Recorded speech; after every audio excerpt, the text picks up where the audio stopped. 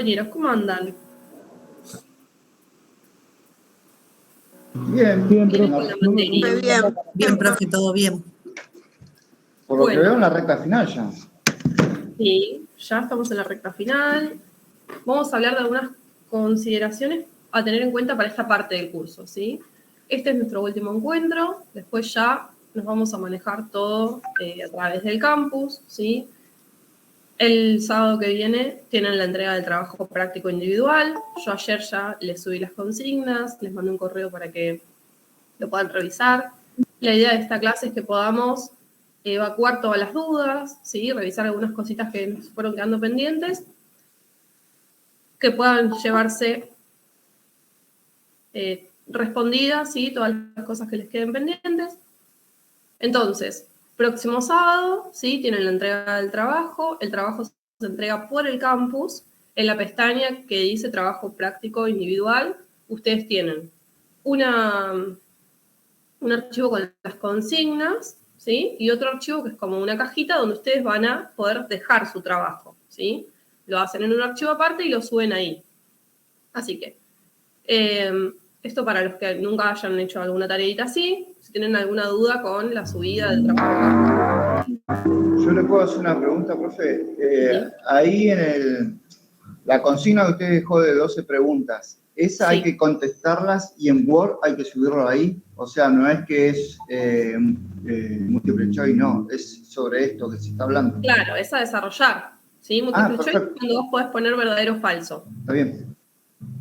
O elegís una opción de muchas, ¿sí? No, está bien. Por eso no entendía. Pensé que era sobre múltiple choice y esto era más o menos un indicio de lo que iban a tomar, pero no, es sobre estas 12 preguntas. Perfecto, entonces, ustedes tienen subidas las consignas, se responden esas preguntas, ¿sí? Que son 12, no lo hice muy largo, y una vez que tienen respondido, lo pasan a un archivo, generalmente es Word, y lo suben, ¿sí? A la cajita del trabajo práctico. Bueno, eso del trabajo práctico individual, ¿sí? Es un trabajo que no lleva nota numérica. Ustedes van a tener aprobado o desaprobado, pero no lleva nota numérica. Ahora, ¿qué pasa con las personas que no entregan ese trabajo? Lamentablemente no pueden rendir el parcial, ¿sí? Directamente el campus no nos habilita que ustedes rindan el parcial. Entonces, condición necesaria para poder acceder al parcial, la entrega de este trabajo práctico, ¿sí? Por eso es tan importante y por eso les hago tanto hincapié. Entonces, como los que ya lo hayan visto, yo les dije al inicio del curso, son todas preguntas que fuimos trabajando, ¿sí? No hay ninguna sorpresa en ese trabajo. Son todas preguntas de todas las unidades, 1 o 2 preguntas que ya trabajamos, ¿sí? Así que no hay mayor dificultad en eso. Ahora, ¿cómo va a ser el parcial? El parcial va a ser también escrito a través del campus. Van a ser preguntas a desarrollar, generalmente son 10. Sí lleva nota, ¿sí? Y lo que les va a hacer el parcial es habilitarles al final integrador, ¿sí? Como un caminito. Cada una de las instancias evaluativas les permite continuar a la siguiente instancia. Entonces, por ahora yo no tengo novedades de que el final sea presencial, así que por ahora seguimos con la modalidad virtual, ¿sí? En el caso de que sea virtual va a ser escrito y a través del campus, igual que el parcial, ¿sí? Todas nuestras instancias evaluativas van a ser a través del campus. ¿Dudas o preguntas? ¿Con cuánto se aprueba el parcial para el integrador? El parcial se aprueba con 4. A partir de 4 ya pueden pasar al integrador. Y después la nota que les va a quedar en su libreta es la nota del integrador. Si hay alguna persona que aprueba el parcial, pero por cualquier motivo no puede presentarse al integrador, lo pueden dejar para más adelante, ¿sí? Para una nueva fecha. ¿Cuáles son las ventajas y las desventajas? La ventaja es que van a tener más tiempo para estudiar. La desventaja es que si ustedes en este integrador se los tomo yo sola, ¿sí? Si ustedes anotan a la fecha libre de rendir el final, se lo tomamos con otros profesores, ¿sí? Entonces quizás eso les genera un poco más de nervios, o puede que llegue a ser presencial, ¿sí? Y que tengan que sea oral. Entonces, y de todas formas, el integrador libre es oral también. Así que ustedes fíjense cómo se sienten más cómodos. tienen la opción de todas maneras, de darlo más adelante. Siempre mi recomendación es que traten de darlo ahora, porque ustedes tienen la materia fresca. Sí, Sergio. Buen día, profesora. En una consulta, ¿se sabe más o menos la fecha estimada de la evaluación integradora? Todavía no la definimos, pero es en la semana del 23 de noviembre a los primeros días de diciembre. Eso se avisa con 10 días antes. Ustedes ya lo saben 10 días antes. Así que yo, en cuanto se defina la fecha, la subo al campus y se los comunico. Buenísimo, gracias. Sí, Vanessa. Buen día, profesora. ¿Tenemos tiempo límite del parcial, del trabajo práctico? Bueno, el trabajo práctico, ustedes ya lo tienen habilitado, eso significa que lo pueden entregar desde hoy hasta el día sábado, que yo les puse 11:59, ¿sí? O sea, tienen todo el sábado también para entregarlo. Pasado ese tiempo, van a poder entregarlo, de todas maneras, ¿sí? Yo no les puse que se les corte la entrega, por las dudas que alguien se pase unos minutos, pero yo tengo que ya, ¿sí?, pasar las notas, entonces el sábado va a ser el último día que tienen para entregarlo. O sea que tienen toda una semana entera para poder hacerlo en el tiempo que ustedes quieran y se sube y listo.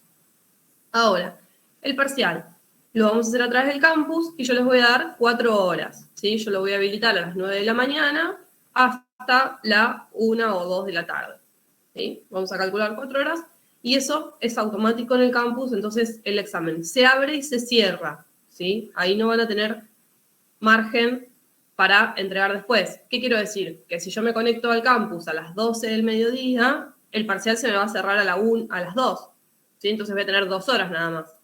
¿Se entiende? Entonces, el sábado del parcial, van a tener que estar conectados a las 9, que es el horario que nosotros nos conectamos, para poder tener todo el tiempo disponible del parcial. Perfecto, profe. Bueno, ¿más preguntas? Sí, Geraldine. Buen día, profesora, ¿qué tal? Lo que notamos ayer con los compañeros es que algunas preguntas del trabajo individual son repetidas, o sea, de guías anteriores que ya tuvimos grupales. ¿Qué pasa si por ahí, no sé, copiamos la misma respuesta, no caemos en un plagio, digamos, si copiamos la misma respuesta de las guías anteriores? Me gusta la pregunta. No es un plagio, es un trabajo que ustedes ya hicieron, ¿sí? La idea es que puedan ver si esa respuesta, a ver, el trabajo del trabajo individual va a ser, si yo la respuesta que hice con mi grupo la puedo mejorar o hay algo que pueda modificar, ¿sí? Yo en algunos casos les mandé correcciones, en algunos casos hablamos cosas, ¿sí? En las siguientes clases, sumamos algún conocimiento, alguna información, entonces la idea es que puedan mejorarla. No importa si es exactamente igual, ¿sí? Lo importante es que esté bien respondida. La idea del trabajo práctico individual es que ustedes puedan repasar toda la materia de cara al parcial, ¿sí? La idea de ese trabajo es que ustedes vuelvan a los temas que ya trabajaron para poder reforzar ese conocimiento para llegar al parcial con toda la materia estudiada. Muchas gracias, profe. Fecha del parcial. El 6 leí yo en el campus. Dentro de 2 sábados, el 6. Sábado 30 entregan los trabajos, sábado 6 parcial. Ahora se los anoto en el chat. No, sábado que viene, sábado 30, entregan los trabajos, no tenemos encuentro, por eso yo les decía, ya no nos encontramos más. Esta va a ser la última clase y el último encuentro virtual, ¿sí? Sábado 30, entonces, entrega de TP, esto es todo a través del campus, y el sábado 6 del 11 es el parcial, también es a través del campus. En caso de que alguien no llegue al 4 con el que aprueban el parcial, tienen una chance de recuperar el siguiente sábado, que es, esperen que me fijo, 13, ¿sí? Entonces, voy a ponerles acá, sábado 13 del 11, lo mismo, con las mismas condiciones, es decir, va a ser a través del campus, va a ser escrito, van a tener las 4 horas disponibles para resolverlo, ¿sí? Inicia a las 9 de la mañana, así que el recuperatorio es muy similar al parcial. Si alguien por algún motivo no se puede conectar al parcial, puede ir directamente al recuperatorio, ¿sí? Otra cosa que tampoco recomiendo porque el recuperatorio siempre supone alguna que otra pregunta más o alguna dificultad extra, ¿sí? Pero si por algún motivo particular no pueden conectarse a su parcial, directamente pueden ir al recuperatorio, ¿sí? Ni siquiera hace falta que me pregunten, aunque si me preguntan, les contesto, siempre me suelen preguntar, pero bueno, ya que lo sepan, pueden ir directo al recuperatorio. Entonces, condición necesaria para poder llegar al parcial, entrega el trabajo práctico, ¿sí? Eso va a ser lo fundamental. Después vamos a tener parcial, que es escrito, y son preguntas a desarrollar, ¿sí? Yo generalmente lo que hago es ponerles algún límite en la extensión de la pregunta. ¿Para qué? Para que no me copien y peguen un montón de cosas sin sentido y traten de poder ustedes resumir, ¿sí? La idea de los trabajos es que puedan, más que nada con sus palabras, si bien hay un lenguaje técnico que uno tiene que respetar, ¿sí? La idea es que la expresión de la idea, del concepto, lo trabajen ustedes y tenga que ver con lo que ustedes comprendieron, ¿sí? Bueno, ¿dudas o preguntas administrativas?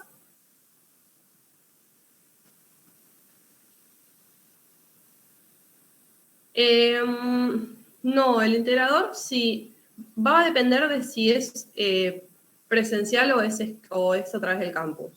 Si es a través del campus, son preguntas a desarrollar, quizás tengan un poco más de complejidad que el parcial, ¿sí? Porque estamos hablando de un final, entonces quizás entren en cosas un poquito más en profundidad, pero es siempre a desarrollar, ¿sí? Así que, y es escrito. Ahí no habría necesidad de preparar un tema.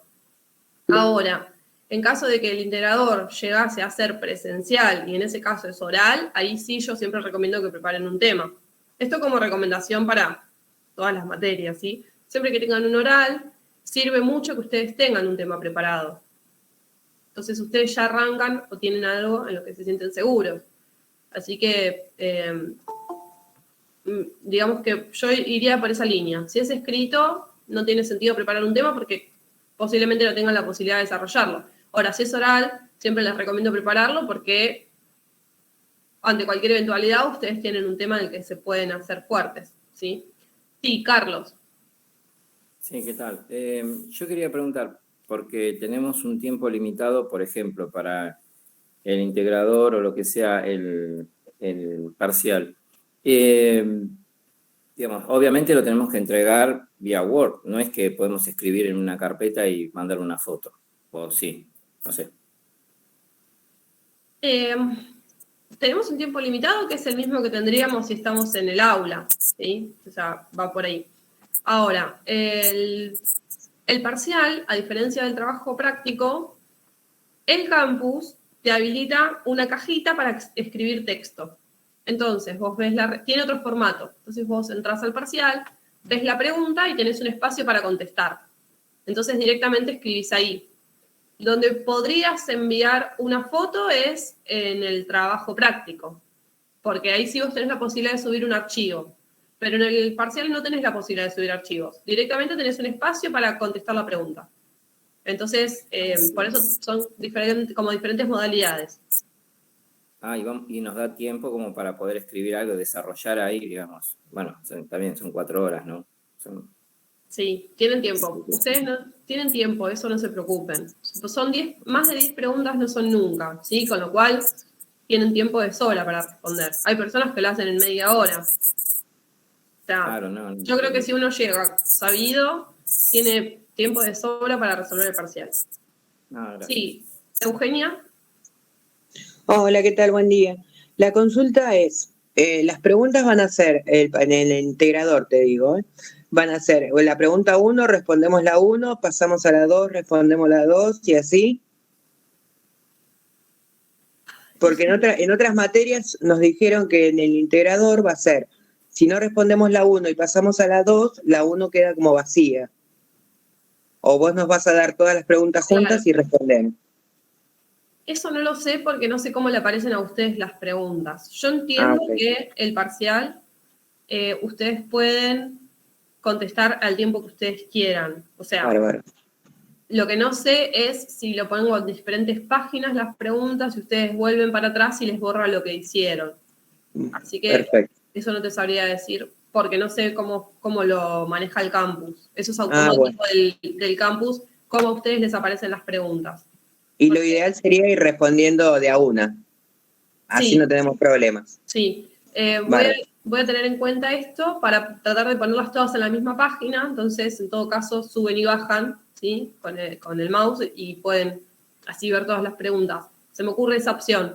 Pero también sé que el campus las va como mezclando. Entonces, a vos te aparece primero una y después otra y a tus compañeros en distinto orden. Ah, bien. Bueno, dale, Entonces, gracias. eso es lo... Pero esa cuestión ya es como técnica del campus, no sé si se puede o no. Bueno, más preguntas, dudas del parcial, del trabajo. Bueno, vamos a revisar algunas cositas, ¿sí? Que nos fueron quedando pendientes. A mí me interesa que tengan en claro algunas diferencias, ¿sí? Claves entre diferentes conceptos que se escriben parecidos. Suenan muy parecidos, pero hay diferencias sutiles. Entonces, si alguien tiene alguna pregunta, puede hacerla en cualquier momento. Si no, voy a tratar de guiar la clase con estas preguntas clave que yo me fui haciendo, ¿sí? Como para que podamos hacer esta clase de repaso. Pero les vuelvo a repetir, si alguien tiene alguna pregunta de algún tema, es el momento, ¿sí? Bueno, los trabajos están todos muy bien, ¿sí? En general, salvo alguno que otro que había que corregir alguna cosita, en general están muy bien, así que entiendo que todos los temas los vienen trabajando bastante bien. Pero, consideraciones, ¿sí? Si decimos, cuando hablamos del veto, vamos a ir mezclando un poquito los temas y al final hacemos como un repaso para que vean por qué están todos relacionados. Entonces, me interesa, hablamos del veto y hablamos, la diferencia entre el veto total y el veto parcial, ¿cuál sería? Por empezar, ¿qué es veto?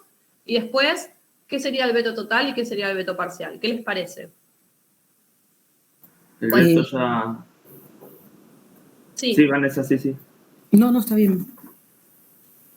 No, nada, de que el veto es el rechazo por parte del Poder Ejecutivo a una ley que, bueno, sacó el Congreso y en su totalidad se rechaza, en su totalidad la ley, valga la redundancia, y el parcial solamente el Ejecutivo considera una parte y la otra parte no, que la puede mandar a revisión al Congreso.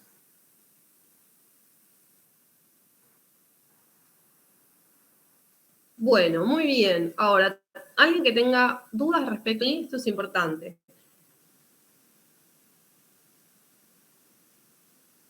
Entonces, acá. El Poder Ejecutivo y el Legislativo. Perfecto, tenemos por un lado el legislativo que quiere sancionar una ley, ¿sí? Y el ejecutivo que tiene esta potestad de vetar. Ahora, si el ejecutivo hace un veto parcial, ¿sí? ¿Eso significa que el resto de la ley se sanciona?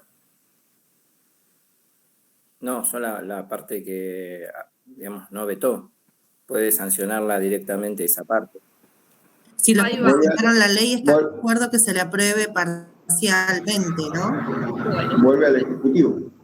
Vuelve al Legislativo y de ahí se vuelve a ver eso que no se votó. ¿Qué opción tiene el Ejecutivo cuando veta una parte de la ley?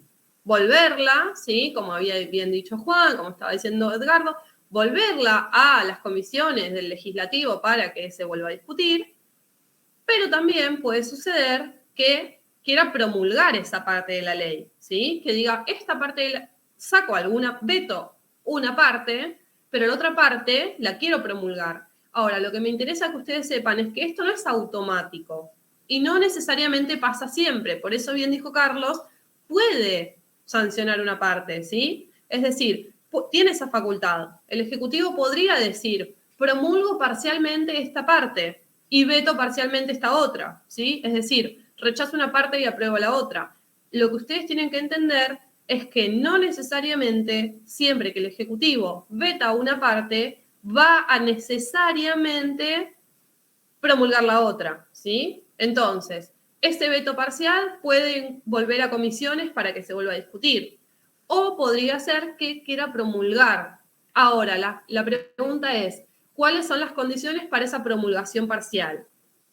Sí, Juan, Carlos, les levantaron la mano los que quieran hablar. No, iba a decir que si se promulga esa parte de la ley no tiene que afectar el espíritu de la norma que había sido originaria por el Congreso.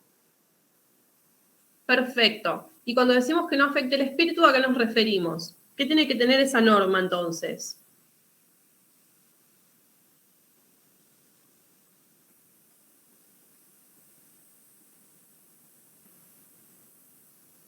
Y no tiene que ser inconstitucional. Bueno, tendría que respetar a la Constitución. Eso tendría que pasar con todas las normas. Acá lo que les estoy preguntando es dos cuestiones. La primera es, ese cuerpo legal, ¿sí?, va a tener que tener coherencia normativa.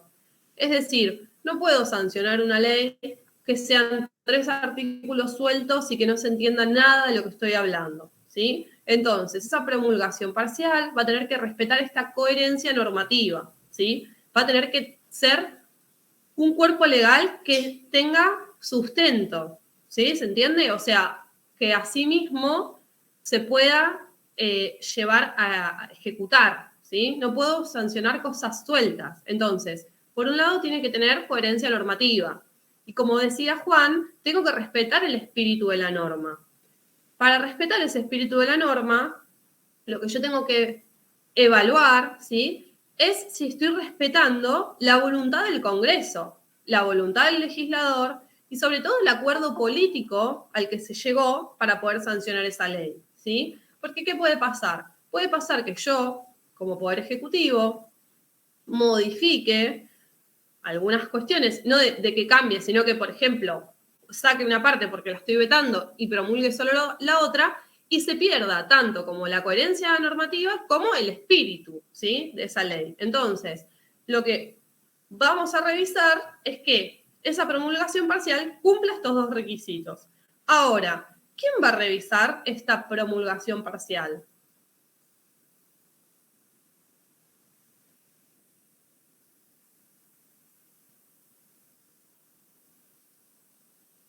¿Quién revisa las leyes que sanciona el Ejecutivo de forma excepcional? ¿La comisión permanente? Sí, muy bien, la Comisión Bicameral Permanente. ¿Se acuerdan que habíamos visto en el 94 se modifica la Constitución y se establece la formación de esta Comisión Bicameral Permanente para revisar cada vez que el Ejecutivo sanciona leyes de forma excepcional, ¿sí? Y entonces acá la pregunta que nos hacemos es, ¿cuándo es de carácter excepcional las facultades legislativas del Poder Ejecutivo? Ya les dije yo una que es promulgación parcial. ¿Qué otras dos opciones tiene el Ejecutivo para sancionar una ley y lo entendemos que es de forma excepcional? ¿El DNU? Bueno, muy bien, el DNU. ¿Y qué característica tiene el DNU? ¿Qué condiciones se tienen que dar? Por urgencia, o sea que no está ni la cámara, ninguna de las dos cámaras funcionando y el presidente, o sea, saca por necesidad de urgencia y el otro... Bueno, ahí está. Uno es la Y la necesidad. imposibilidad de que lo hagan en el Congreso. Exacto. Entonces tenemos, por un lado, un estado de necesidad, ¿sí?, un problema que hay que resolver de forma inmediata, y tenemos esta urgencia de que el Congreso, en un trámite ordinario, demoraría mucho tiempo en sancionarla. Entonces es necesario que el Poder Ejecutivo saque este DNU. Este DNU también va a ser revisado por la Comisión Bicameral Permanente, ¿sí? Y nos queda una excepción más donde la Comisión Bicameral actúa. Ya dijimos DNU y ya dijimos promulgación parcial. ¿Cuál nos falta?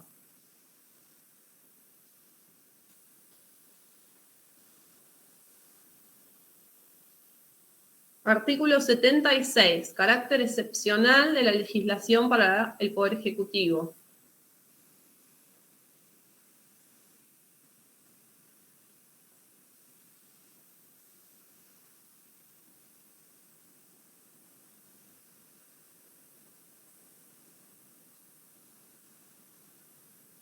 Bueno, les digo, ya les di muchas pistas. Artículo 76 dice que está prohibida la delegación legislativa. ¿Se acuerdan que arranca ese artículo diciendo de la prohibición? Por eso entendemos que es de carácter excepcional. ¿Y en qué caso sucede la delegación legislativa? Cuando por circunstancias específicas el Congreso le delega, por eso se llama delegación, facultad de delegación, le delega esta potestad, ¿sí?, de sancionar una ley. Entonces, esto, ¿sí?, esta delegación va a ser de carácter excepcional. ¿Por qué? Porque dijimos que el Congreso, la función propia del Congreso es legislar, ¿sí? Y el Ejecutivo va a estar supliendo esta función, pero en forma excepcional, ¿sí? Por eso el artículo arranca con una prohibición y dice que está prohibida la delegación legislativa, ¿sí? Salvo excepciones. Entonces, como es una función del Poder Legislativo y es de carácter excepcional para el Poder Ejecutivo, también va a ser revisado por la Comisión Bicameral. Entonces, si cerramos este orden de ideas, tenemos que la Comisión Bicameral va a actuar en la delegación legislativa, en los DNU y en la promulgación parcial, ¿sí?, que son los 3 casos en los que el Ejecutivo va a cumplir sus facultades legislativas de excepción, ¿sí? No va a ser la regla ni la norma, no va a ser lo natural de sus funciones, ¿sí? Ahora, ¿cuándo sí podemos pensar que es parte de sus funciones esta habilidad de legislar?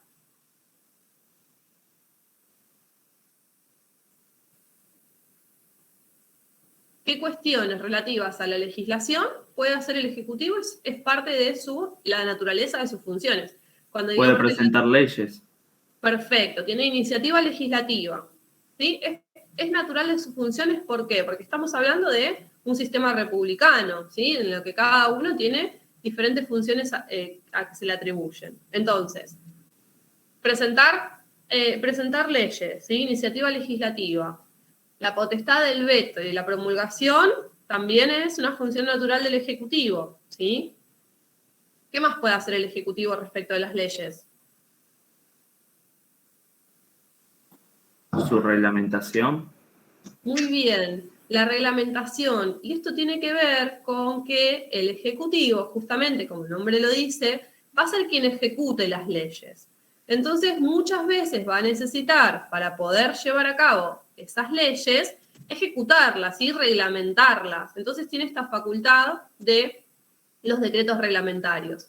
También está relacionado con la naturaleza propia de la administración, ¿sí? Y muchas veces los decretos reglamentarios ayudan al funcionamiento de las diferentes esferas de la administración, ¿sí? Entonces, los diferentes ministerios con sus diferentes secretarías van a tener estos decretos reglamentarios que los ayudan a funcionar, ¿sí? Entonces, por eso decimos que esa función es propia o es natural de la función del Ejecutivo, ¿sí? Acompaña esa función.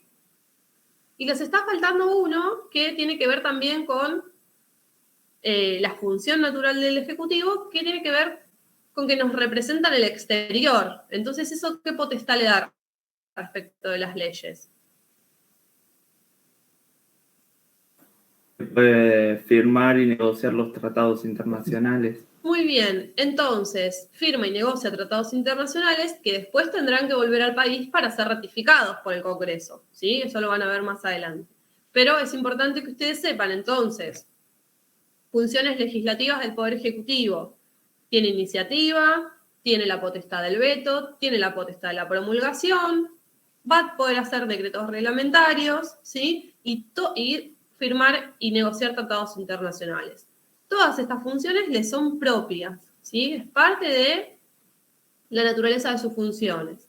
Y de manera excepcional, como dijimos antes, tenemos DNU, delegación legislativa y promulgación parcial, ¿sí? Todas esas de excepción serán revisadas entonces por la Comisión Bicameral. ¿Dudas o preguntas hasta acá?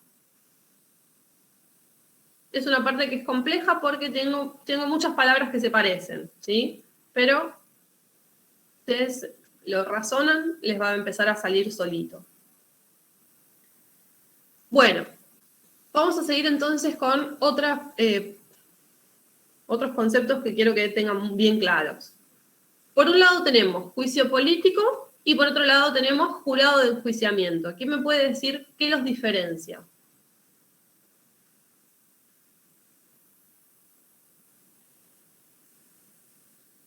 Que el juicio político está más destinado a la presidencia, presidente y vicepresidente de la nación, y a los altos cargos de los ministerios, si mal no recuerdo, y el jurado de enjuiciamiento se enfoca más a los magistrados. Bueno, muy bien la respuesta de Juan. Vamos a hacerla un poco más técnica, ¿sí? Entonces, jurado de enjuiciamiento, las diferencias las vamos a tener en dos, ¿sí? En dos diferencias fundamentales. La primera es a quién está dirigido, ¿sí? Ese juicio político, y después quién lo lleva adelante. Esas van a ser las dos grandes diferencias. ¿Por qué? Porque el fin es el mismo, ¿sí? Tanto el jurado de enjuiciamiento como el juicio político tienen por objetivo destituir al funcionario al que se le está llevando adelante ese juicio, ¿sí? Entonces, el objetivo va a ser la remoción de ese funcionario, ¿sí? El objetivo va a ser el mismo en ambos casos. Ahora, el juicio político lo lleva adelante ¿qué poder? El poder... El poder legislativo. Poder legislativo, ¿sí? Lo lleva adelante entonces el Congreso. Habíamos visto que Cámara de Diputados va a actuar como un fiscal y Cámara de Senadores va a actuar como un juez, ¿sí? Entonces, ¿quién lleva adelante juicio político? El Congreso. ¿Y contra quiénes lo puede llevar adelante? Habíamos dicho contra las cabezas de los otros dos poderes. Entonces, en este caso tenemos, por un lado, contra todos los miembros de la Corte Suprema de Justicia. Cuando digo todos es que no necesariamente se le hace el juicio a todos, ¿sí? Se le hace a la persona que incurra en alguna de las causales. Y después, del Poder Ejecutivo, también a las cabezas, que ¿quiénes son? Presidente, vicepresidente, jefe de gabinete de ministros. No me estoy olvidando de nada. Bueno. Sí, y ministros. Y ministros, perfecto. Profe, Bueno, sí. Una pregunta, tanto en el juicio político como en el del jurado de enjuiciamiento, no sé si será una diferencia, no me acuerdo si lo habré leído, de que el juicio político, por un lado, va a remover a esta persona, sino que también lo puede inhabilitar, cosa que en el jurado de enjuiciamiento no lo va a inhabilitar, solamente sacarlo del ejercicio de su cargo. Bueno, lo que dice Juan está muy bien. El objetivo último de ambos juicios va a ser destituir, ¿sí? La primera función que vamos a tener como consecuencia de este juicio político, en el caso, o jurado de enjuiciamiento, en el caso de que se declare culpable, ¿sí? Puede pasar que no se pueda demostrar esa culpabilidad, entonces no, estamos diciendo en el caso de que se llegue a condenar a esa persona. En ese caso, lo que buscan ambos juicios va a ser destituirlo, ¿sí? Sacarlo de sus funciones. ¿Por qué? Porque tienen que ver con mecanismos, ¿sí? De participación democrática y tiene que ver con llevarle luz al pueblo, ¿sí? Es decir, que el propio sistema encuentre personas que no están capacitadas para cumplir la función pública y quitarlas, ¿sí? Sacarlas. Ahora, ¿cuál es la diferencia? El jurado de enjuiciamiento solamente puede destituirlo, ¿sí? Simplemente lo saca del cargo al juez que cumpla con los requisitos y se demuestre esa culpabilidad. ¿Qué pasa con el jurado de con el juicio político?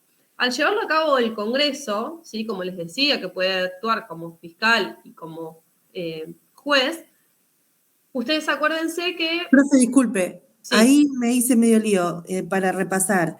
Lo llevaban a cabo, los jueces eran en el caso de juicio político. No, lo llevan a cabo el Poder Legislativo. ¿Por qué? Sí, Porque es contra los jueces de la Corte. Claro, pero ¿quién actuaba de juez y fiscales en ese caso de juicio político? Una cámara actúa de fiscal, una cámara actúa juzgando, ¿sí? Pero bien. Es como si, no No es que son jueces, ¿sí? Actúan de esa manera en ese caso particular del juicio Claro, político. claro, porque es un juicio político. Entonces Exacto. tiene esta... Y esto tiene, ¿qué tiene como diferencia? Que pueden sancionar, ¿sí? Esto está discutido en la doctrina, pero podrían sancionar a las personas que llevan adelante el juicio, o sea, a la que se le hace el juicio, y le podrían inhabilitar para la función pública, ¿sí?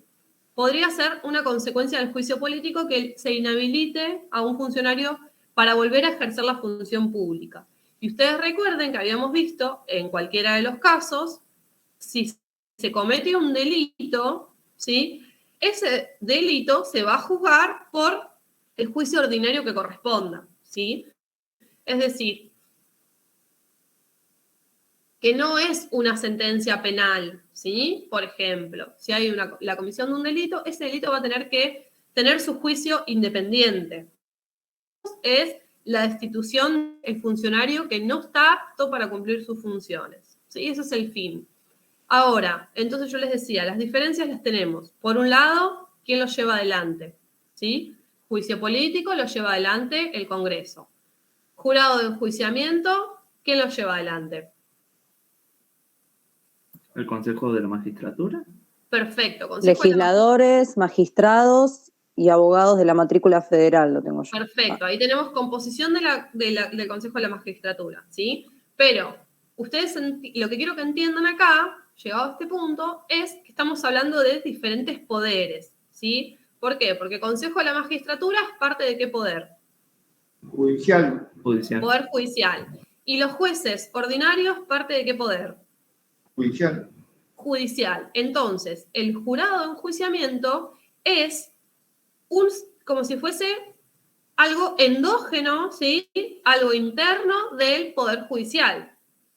Entonces, yo remuevo a los jueces que tienen un mal desempeño de forma endógena, ¿sí? No se mete otro poder. Sí tenemos representación en el Consejo de la Magistratura, pero esa representación es parte del Poder Judicial, ¿sí? Ahora, cuando yo hago un juicio político, ahí sí tengo diferentes ramas del poder. ¿Por qué? Porque tengo el Poder Legislativo que hace un juicio político contra o Poder Ejecutivo o Poder Judicial. ¿Se entiende la diferencia? Pero en el primero, que es el juicio político, es solamente para los magistrados o sea, serían los Corte Suprema. De la Corte Suprema, nada más. Nada más. Todo el resto de los jueces, si tienen que ser removidos, será a través de un jurado de enjuiciamiento. ¿Sí? Entonces ahí esas son las diferencias. Principalmente, quién lo lleva adelante y a quiénes se les puede aplicar. Y hago este hincapié en esto porque como son palabras muy parecidas, ¿sí? Y el objeto, el fin es el mismo, entonces quiero que entiendan la diferencia está dada por quién lo lleva adelante. Y sobre todo, porque en uno estamos hablando de solamente una rama del poder y en el otro estamos hablando del sistema republicano. ¿Por qué? Porque tenemos controles, ¿sí? Es una forma de control de un poder al otro. Esto lo vamos a ver bien al final de la clase. Entonces, ¿dudas o preguntas con juicio y jurado? Yo tengo una duda porque estoy leyendo mi guía y yo lo que anoté es que el jurado de enjuiciamiento está integrado por legisladores, magistrados, abogados y senadores, pero ahora entiendo que está mal, o sea, senadores no irían, no, ¿o no? Está bien, porque el Consejo de la Magistratura, ¿quién lo forma? Ah, claro. ¿Sí? Está bien, pero el Consejo de la claro. Magistratura depende del Poder Judicial, ¿sí? Por eso decimos que es algo, si se quiere, endógeno, ¿sí? No es estrictamente, por eso le decía, no es estrictamente porque tenemos un Consejo de la Magistratura formado por funcionarios, pero estamos hablando de 1 o 2 funcionarios versus todo el Congreso. Serían minoría, digamos. Sí. Profe, ¿podemos repasar entonces? Juicio político está dirigido al presidente, vicepresidente y los jefes de gabinete. Jefe de gabinete, ministros y Corte Suprema. Ministros. ¿Sí? ¿Y esto lo lleva adelante? ¿Lo lleva adelante qué poder? Legislativo. Empieza con los diputados, sigue con los senadores. Una cámara actuaba de jueces y otra de fiscales. Perfecto. Y los de jueces, ¿me puede repetir? Porque ahí taché. Senadores. Los jueces actúan como senadores. Los senadores actúan como jueces, perdón. Al revés. Bien, ¿y los fiscales serían? Los diputados. Los diputados. Perfecto, ahí me dice Lío, muchísimas gracias. Y lo mismo con el jurado de enjuiciamiento, ¿puede repasar? Jurado de enjuiciamiento. ¿A quién se le aplica el jurado de enjuiciamiento? A los jueces ordinarios. A los jueces que no pertenecen a la Corte Suprema. Bueno, ¿qué son los jueces ordinarios? ¿Quiénes son? Los jueces de primera instancia y cámara. Y bien, entonces, todos los jueces ordinarios son todos aquellos que no son jueces de corte. ¿Sí? Así de fácil es. Tenemos corte y el resto del ordenamiento, ¿sí? El resto de los jueces. ¿Y quién lo lleva adelante el jurado de enjuiciamiento? Profe, ¿eso solamente a jueces federales de primera instancia o cámara o solamente provinciales va aparte de la provincia, se le hace otra cosa? A ver, ¿qué les parece?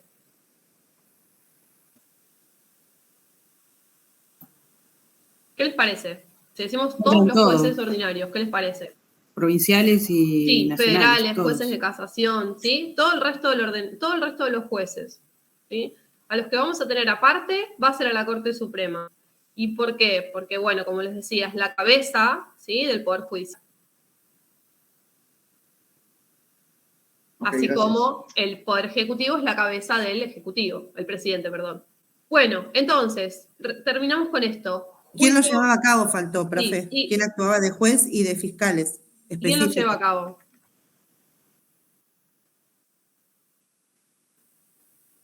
El jurado de enjuiciamiento estamos hablando, ¿no?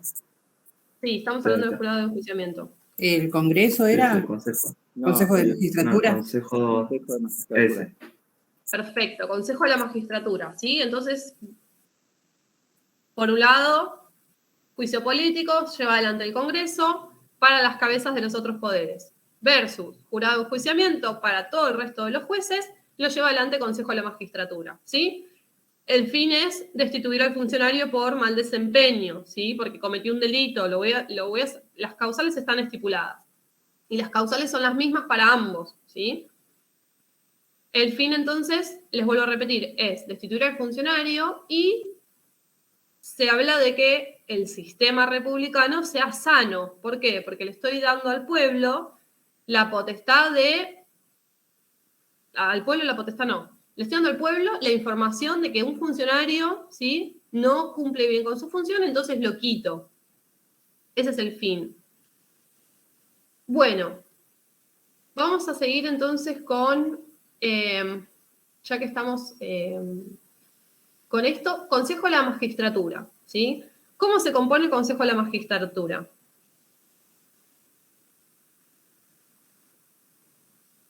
¿Por qué hablamos, voy a hacer muchas preguntas, ¿por qué hablamos de que son muchos, por qué le decimos otro poder, sí, que lo vimos así? ¿Y cómo se compone este Consejo de la Magistratura? Puede ser por 13 jueces, 6 legisladores, 2 representantes abogados de matrícula federal. A ver, el resto, ¿qué dice? Un representante del Poder Ejecutivo, un representante del ámbito académico, científico, universitario, nacional. Eso es lo que yo saqué en lo que... Bueno, ¿cuál es la ley vigente? ¿Leyeron el archivo que tienen, el texto? Había 3 leyes. El artículo 120 de la Constitución Nacional. Sí, pero después, ¿qué pasa? Y después... Se sanciona una ley, se deroga, se sanciona otra, se deroga, se sanciona... Y así estamos, ¿sí? Tenemos diversidad de leyes al respecto y quiero que sepan cuál es la ley que está vigente.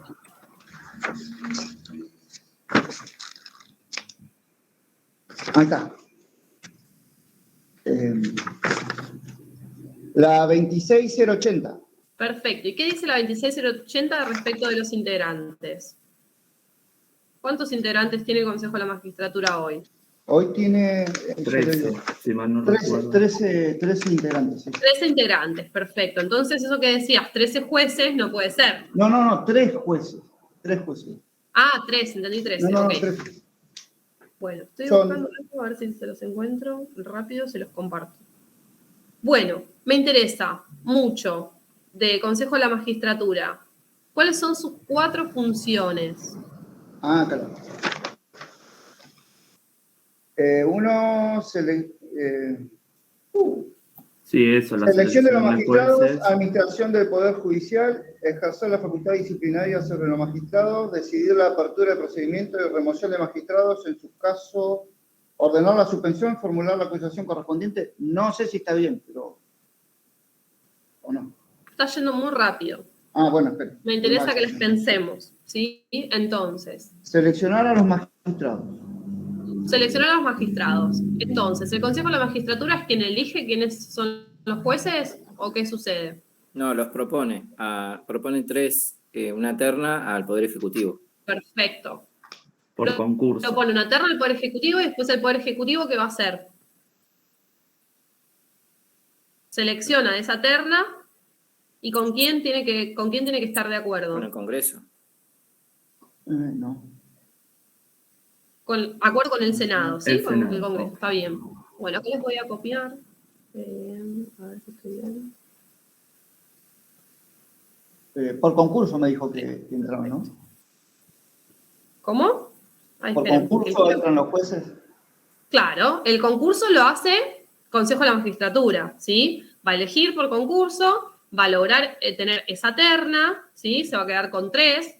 Se supone que va a elegir los que estén mejor posicionados en ese concurso. Ahí los perdí, chicos. Acá está. Y lo va a pasar al Poder Ejecutivo para que con acuerdo del Senado determinen, ¿sí? Bueno, voy a copiarles acá la página del Congreso, del Consejo de la Magistratura, y ahí tienen los integrantes, los 13 integrantes, ¿sí? Entonces, habíamos dicho, la ley vigente es, ven que la tengo por acá, 26080. Iba a decir cualquier cosa. Bueno, ley 26080 y ponemos vigente, ¿sí? Yo acá en el chat les voy poniendo apuntes como para que ustedes tengan de última de la fuente de la que estamos hablando. Entonces, Consejo de la Magistratura. Integrante, ley vigente 26.080, 13 integrantes. Dijimos las 4 funciones principales y estábamos hablando de que selecciona a los magistrados, ¿sí? Que selecciona a los magistrados no significa que es quien elige a los jueces de forma definitiva, sino que va a presentar esta terna, ¿sí? Al Poder Ejecutivo, que luego, con acuerdo del Senado, dirán. ¿Cómo va todo el libro? Bueno, Moreno? ¿qué más? Administración del Poder Judicial. Perfecto. Administración del Poder Judicial. ¿Quién lleva adelante la administración antes de que se forme el Consejo? La Corte. Lo lleva adelante la Corte. Entonces, la Corte es bastante celosa respecto de esta facultad de administración, ¿sí? Ahora,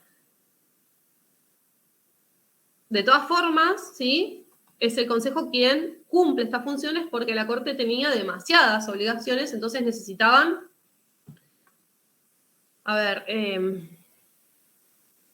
equiparar, ¿sí? O sea, desahogar un poco las obligaciones de la Corte. Funciones de administración de justicia, entonces, ¿sí? Se va a encargar de la administración de este Poder Judicial. ¿Qué otra función tiene? Ejercer la facultad disciplinaria sobre los magistrados. Bueno, cuando hablamos de facultades disciplinarias, ¿a qué nos referimos? Sanciones a aquellos que no obren mal en sus funciones. El juicio La político. remoción. Bueno, juicio político, ¿sí? Vamos a tener, cuando hablamos de, juicio político no, jurado de enjuiciamiento. Cuando hablamos de facultades disciplinarias, nos vamos a referir a que el Consejo va a hacer este jurado de enjuiciamiento, ¿sí? Va a estar revisando, entonces, la disciplina, ¿sí? O sea, el comportamiento de los jueces. Por eso hablamos de facultades disciplinarias. Podría ser que lo sancione por algo sin llegar a un jurado de enjuiciamiento, ¿sí? Podría tener una función así. Por eso hablamos de facultades disciplinarias. Pero lo que estamos viendo, o la función que va a estar viendo el Consejo, va a ser el comportamiento de los jueces, ¿sí? Y su desempeño. Por eso hablamos en el jurado de enjuiciamiento de un mal desempeño. Para saber que hay un mal desempeño tenemos que estar revisando ese comportamiento de los jueces, ¿sí? Bueno, ¿y cuál es la última función? Las reglamentarias. Decidir la apertura de procedimiento de remoción de magistrados, en su caso ordenar la suspensión y formular la acusación correspondiente. Está bien, eso es lo del jurado de enjuiciamiento. Juan, ¿vos qué decías? Yo decía de que tiene supuestamente facultades reglamentarias, pero que la Corte se lo reserva para ella misma. Sí. Entonces, lo que decíamos antes, la Corte es un poco celosa, ¿sí? De sus funciones a las que tuvo siempre a cargo. Entonces, estas funciones reglamentarias que tienen que ver con la propia administración de la justicia, ¿sí? Es decir, cómo va a funcionar este Poder Judicial, está a cargo del Consejo, ¿sí? Hay como, si se quiere, una pugna entre la Corte y el Consejo para ver quién es el que determina esto, pero la Constitución y luego la sanción de esta ley, que es la que está vigente, le atribuye estas funciones al Consejo, ¿sí? Entonces, Consejo de la Magistratura, me interesa que sepan estas 4 funciones, ¿sí? Y que sepan que hay una ley vigente, que no es la última ley sancionada, entonces por eso es importante que sepamos cuál es la ley vigente, y ahí ya les pasé, tienen una composición de 13 miembros. Bueno, ¿dudas respecto del Consejo? ¿Puede repasar la función 3 y 4, profe? Disculpe. La 4 que solamente es función reglamentaria nomás. Se las voy a copiar, lo tengo acá. Ahí se las copio y se las pego en el chat.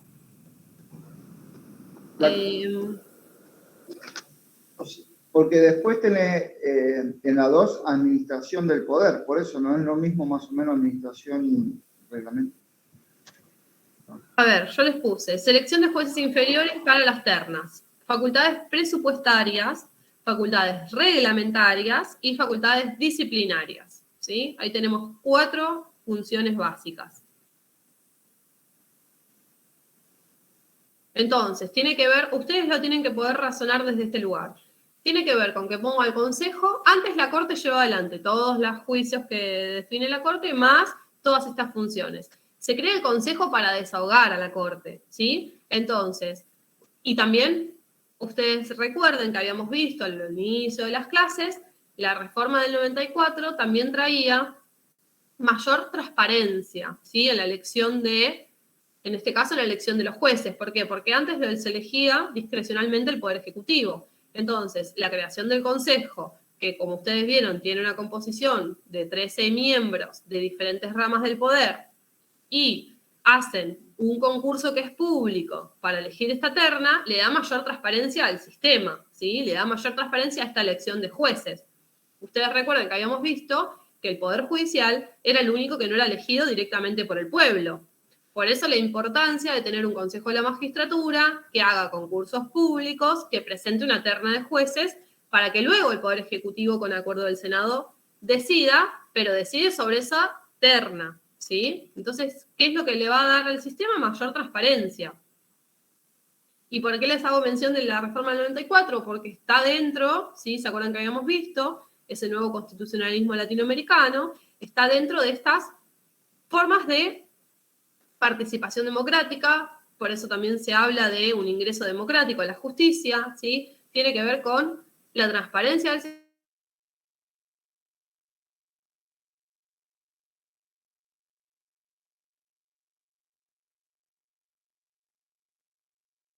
y que pueda ver cuál es el proceso de antecedentes y oposición. Podría postularse cualquier persona que cumpla con los requisitos, ¿sí? Bueno, vamos entonces a seguir, si no hay dudas sobre esto. Quiero que me cuenten si encontraron, ¿se acuerdan que yo les había mandado en algún momento que busquen qué era la cefalía presidencial? ¿Alguien pudo buscar eso? Si mal no recuerdo, era la ausencia del presidente. Perfecto. ¿Qué pasa cuando no está el presidente? Argentina, ¿no? Estamos hablando de nuestro país, estamos hablando de nuestra Constitución. Entonces, ¿qué pasa si el presidente, por cualquier motivo, no puede ejercer la presidencia? ¿No se ¿Quién hace va a cargo el asumir? vicepresidente? Bueno, primero va a asumir el vicepresidente, ¿sí? Hay un orden jerárquico establecido para que otras diferentes personas de presidente, que son parte del poder, vayan asumiendo, ¿sí? Ese puesto. Entonces, en primer lugar, si falta el presidente, el primer lugar para ocupar ese cargo va a ser del vice, ¿sí? En segundo lugar, en caso de que, imagínense, también falta el vice, ¿quién va a ser el que continúe? El presidente. Ahí en el artículo 88 no dice específicamente quién continúa. Dice que el Congreso decide quién es el que va a El subir. presidente de los Sí, senadores. pero ya sacaron una ley. ¿El jefe de gabinete? No, primero. Espérense, lo voy a poner en orden porque si no. Uno, tenemos al presidente, ¿sí? En segundo lugar, en caso de que falte el presidente y el vice, va a asumir el presidente del Senado, ¿sí? En cuarto lugar, ¿quién va a asumir? El presidente de la Corte. El presidente de diputados. La Cámara de Diputados, ahí va. ¿Sí? Después creo Y que en era el presidente de la último lugar- Corte. En último lugar, el presidente de la Corte. El caso de acefalía significa sin cabeza, ¿sí? Por eso yo siempre les digo, el presidente es la cabeza del Poder Judicial, del Poder Ejecutivo, miren lo que dice. Y ahora, Disculpe, ¿cuál es la ley esa? Porque yo me fijé en el artículo 88 y no está esta, acefalía, o sea, cronológicamente quién sube. 25.716. Gracias. Ahí te la...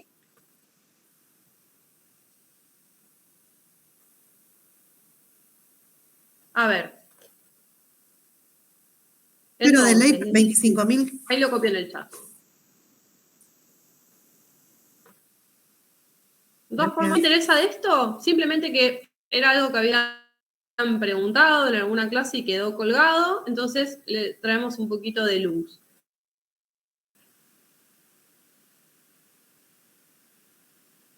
Si por alguna razón, sucesoria va a ser el vice, ¿sí? Y entonces, presidente y vice es cabeza del Ejecutivo. Después tenemos presidente del Senado y presidente de diputados, va a ser cabeza de Poder Legislativo. En última instancia, el presidente de la Corte Suprema, cabeza del Poder Judicial, ¿sí? ¿Por qué? Porque siempre va a tener que ejercer el cargo una persona de igual rango, ¿sí? Entonces volvemos al sistema republicano y pensamos en que las diferentes ramas del poder, todas tienen, se supone, el mismo poder. ¿Se acuerdan? Habíamos dicho, no había ninguna que prevalecía sobre la otra. Entonces se establece este orden jerárquico en las diferentes cabezas del poder. ¿Por qué pensamos que dejamos por último al presidente de la Corte? Bueno, ustedes saben, la Corte no es elegida por el pueblo, ¿sí? Entonces sería la última, entre comillas, opción en casos de las diferentes acefalías, ¿sí? Bueno, también esa vez me habían preguntado dónde presentaba la renuncia el presidente y se presenta en el Congreso la renuncia. Creo que no me quedó ninguna pregunta más de esto. Si tienen, la pueden hacer. Y quiero que pasemos a cuestiones de la competencia federal, ¿sí? Y acá, ¿por qué aclaro esto? Porque nosotros vimos, si ustedes se acuerdan, cuando vimos en la clase, creo, número 5, vimos que teníamos un sistema representativo, republicano y federal, habíamos visto diferentes competencias. ¿Se acuerdan? Habíamos visto el artículo 121, el 126.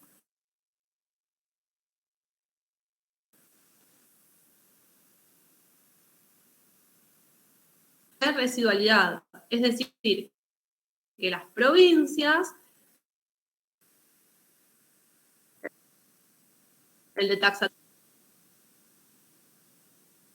todo aquel poder que no habían delegado era propio de las provincias. ¿Sí? Ese era el de taxatividad. Entonces, ante la duda,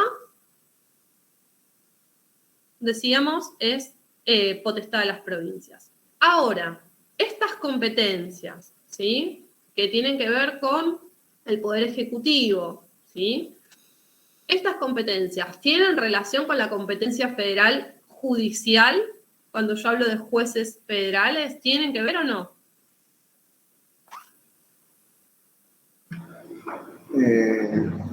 Me parece que sí.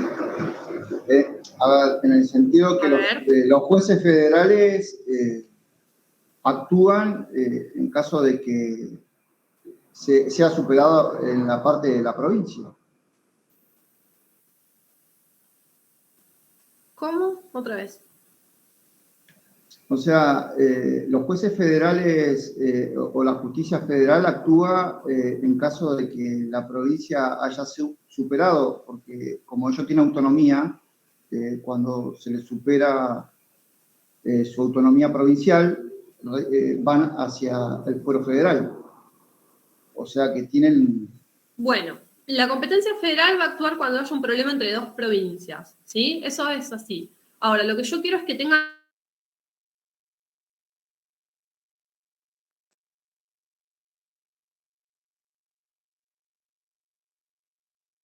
Se cortó, profe. O se le colgó a la profe el wifi.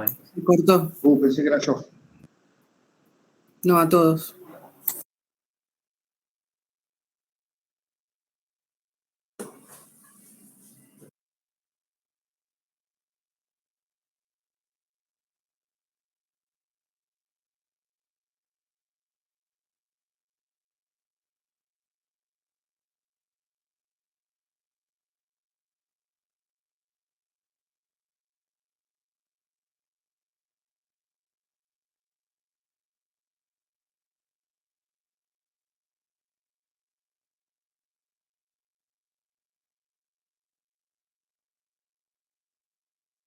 ¿Del TP, chicos, tienen todo claro? Yo tengo la pregunta de garantías constitucionales, le voy a preguntar a la profe. Yo las preguntas todavía no... Las imprimí y saqué todo lo que hicimos, imprimí, pero no las miré hasta hoy. Así que... Sí, yo las voy a hacer hoy también. Seguramente...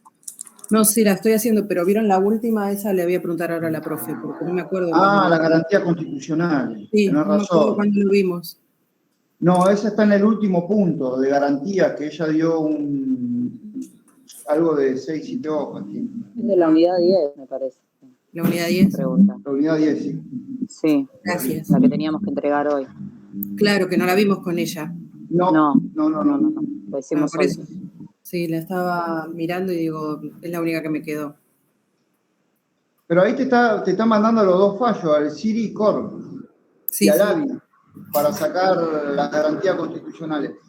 Igual no sé si a ustedes les pasó, pero derechos y obligaciones. como bibliografía obligatoria había un texto de Nino que trataba sobre las garantías, pero no estaba como para descargarlo. Yo esa pregunta en particular la busqué por fuera. Claro, el de Nino, yo tampoco lo imprimí. No, porque no está para descargar, que eso también le pensaba preguntar yo después. Ah, exacto, íbamos a hacer lo mismo. El de Nino. Claro, Sí. fíjate que dice bibliografía obligatoria, Carlos Nino, o sea, lo que trata justamente es punto, las garantías, pero no está para descargarlo. ¿No está en la 6? Está uno de Vidar Campos, pero yo no lo entendí bien el de Vidar Campos, entonces lo busqué por fuera. En la unidad 6, cuando ella dio, ¿no estaba ahí lo de Nino? ¿Sabes que yo esa no imprimí todos los fallos y todo lo que dijo, pero esa de Nino no... Hay un pequeño archivo entre todo eso que se llama las garantías. Exacto, que ahí les paso un link por si les sirve. Que te dice Claro, el de Vidar Campos debe ser el que decís. El habeas corpus y el habeas data. data. Mirá, el de Vidar Campos, pero yo no lo entendí bien ese, entonces lo busqué por fuera y bueno, Ahí no sé llegó si la estará profe. bien. Ah, gracias Martín por el link. De nada. Disculpe, profe, estábamos hablando de garantías constitucionales. Tiene el micro apagado, profe. Se apagó la computadora, no sé. Bueno, acá estamos de nuevo. Entonces, ahí vamos con lo de las garantías. Vamos a terminar con competencia federal, ¿sí? Entonces, una cosa son las competencias federales de las provincias, ¿sí? Ese reparto de competencias federales que tiene que ver con poder ejecutivo, ¿sí? Con las diferentes esferas del gobierno, ¿se acuerdan que habíamos visto diferentes niveles? Y otra cosa es la competencia federal judicial, ¿sí?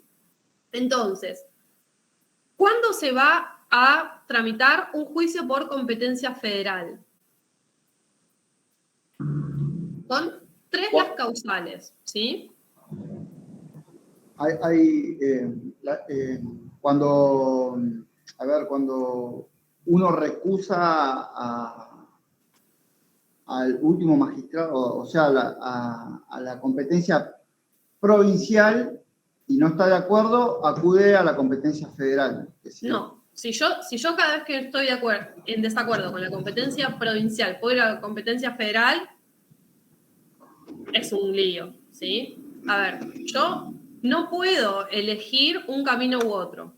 Puede pasar que yo inicie un juicio en provincia, o sea, en competencia provincial, y como es de competencia federal, se pasa el trámite a la competencia federal, ¿sí? Y viceversa. Pero son 2 caminos diferentes. Yo no puedo tener un juicio, el mismo juicio, en las 2 competencias, ¿sí? El juicio tramita en una o en otra. No, me parece mal. Es cuando en la provincia, la última instancia, puedo recusarlo hacia la competencia federal, hacia una competencia superior. A eso es lo que quiero usar. Bueno, una competencia superior sería la Corte. La Corte, a eso es lo que voy, pero provincialmente se terminó, llegó a la cabeza máxima y no estoy de acuerdo, puedo recusarlo hacia la Corte Suprema.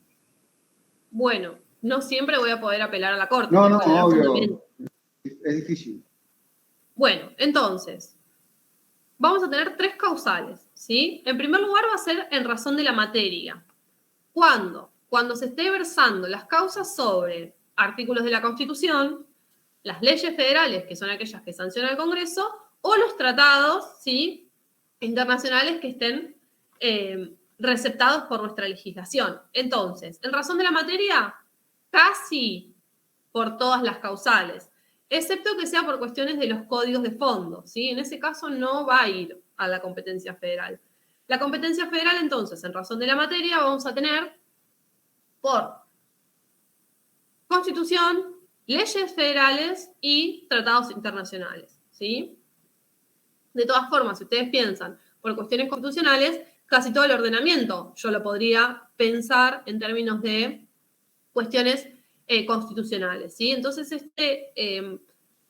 esta forma, ¿sí? Esta forma de acceder a la competencia federal no es tan restrictiva, pero ustedes tienen que saber que la competencia federal siempre va a ser de manera excepcional, ¿sí? Va a ser solo los casos que específicamente están establecidos. Ante la duda va a ser competencia provincial, ¿sí?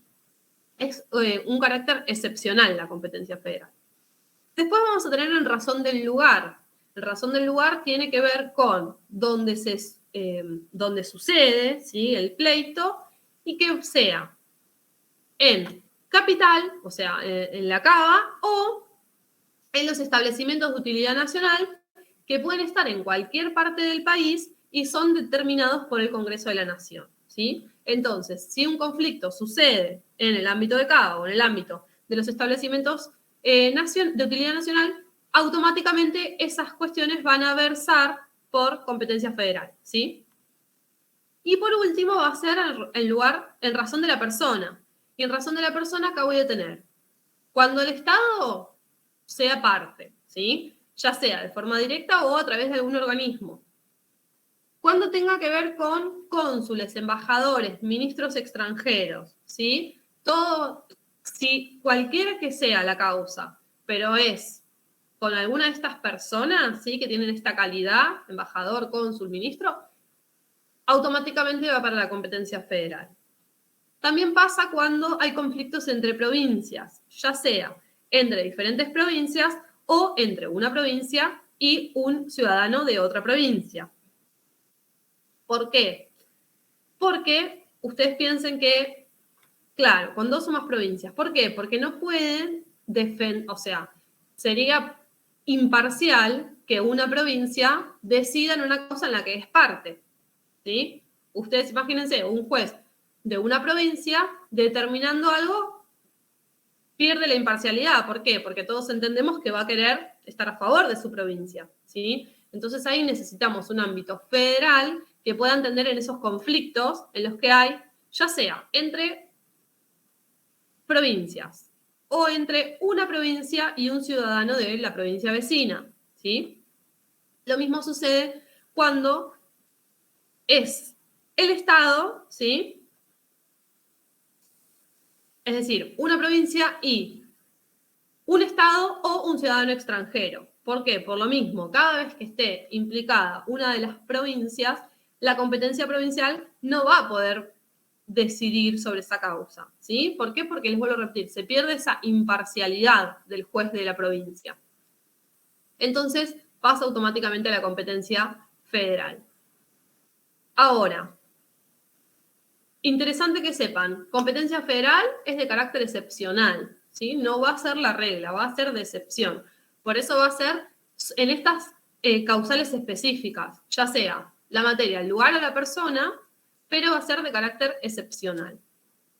Y siempre que hacemos la aclaración, estamos hablando de competencias judiciales, ¿sí? Federales. Es decir, estas competencias de las que estamos hablando tienen que ver con el reparto judicial, ¿sí? Distinto de esas competencias que hablábamos de las provincias. Esas competencias tienen que ver con el Poder Ejecutivo, ¿sí? Tienen que ver con quién es responsable,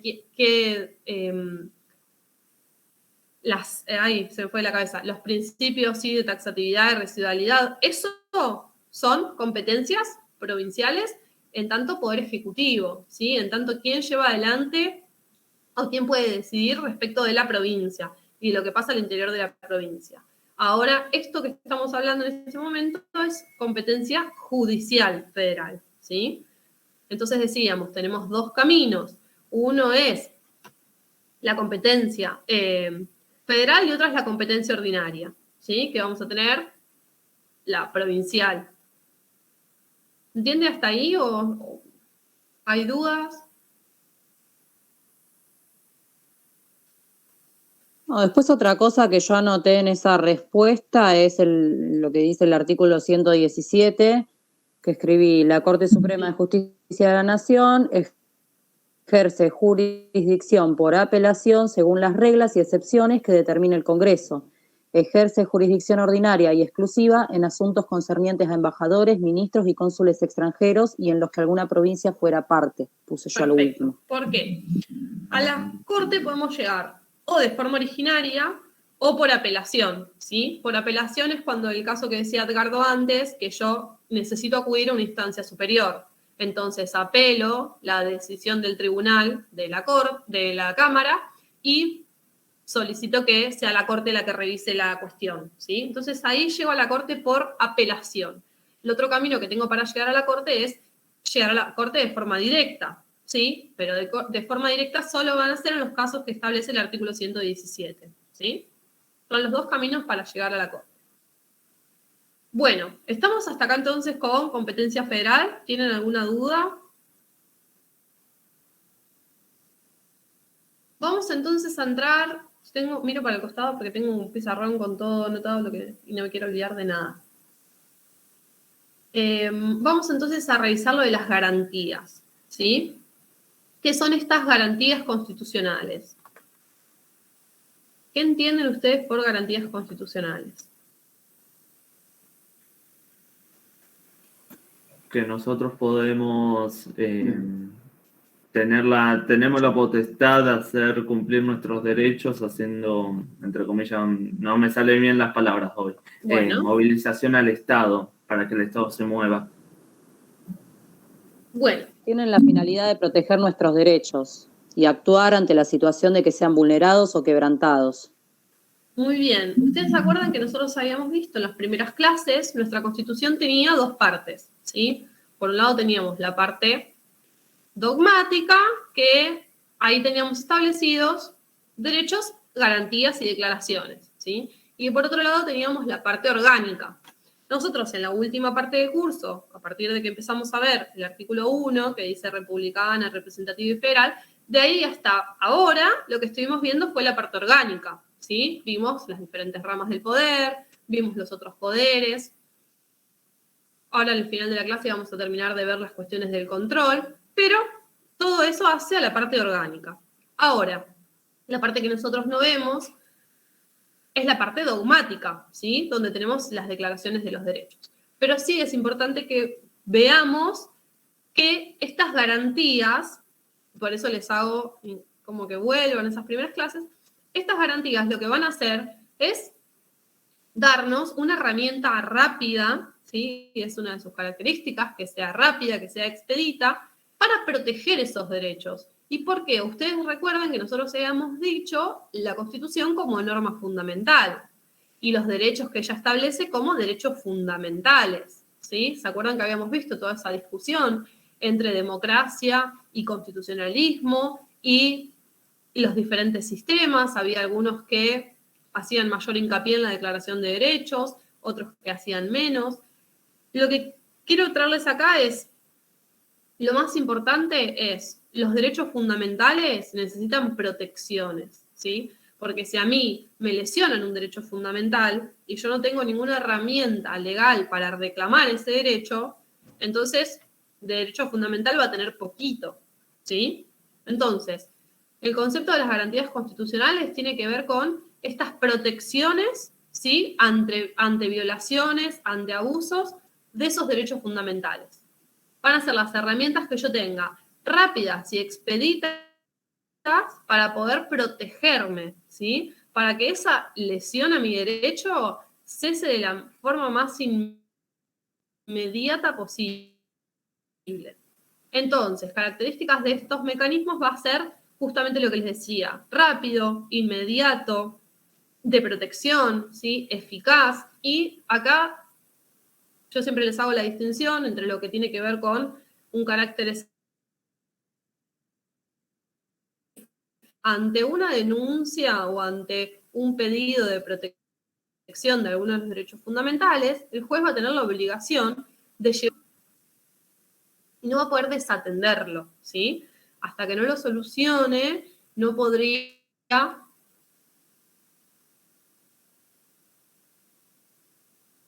duda va a tener que otorgar una protección, ¿sí? Porque es un sistema proteccionista, es un sistema de garantías, es un sistema que lo que le va a dar a los ciudadanos es la tranquilidad de saber que sus derechos fundamentales están protegidos, ¿sí? Entonces, con esa base, vamos a pensarlo en un sentido amplio.